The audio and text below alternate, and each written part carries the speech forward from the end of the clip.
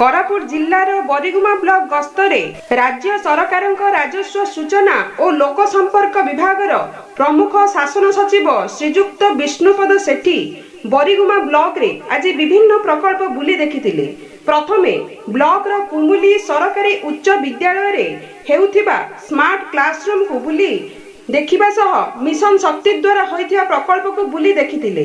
परे नारीगां पंचायतर विभिन्न प्रकल्प देखि सचिव श्री सेठी खुशी प्रकट करथिले।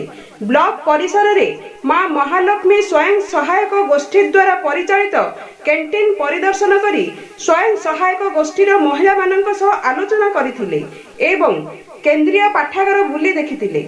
सचिवंक सह कोरापुट जिल्लापाल अब्दुल मोहम्मद अख्तर, बीडीओ प्रणय रंजन बेहेरा, सहकारी जंत्री सत्यनारायण सेठी और अन्य माने उपस्थित थिले।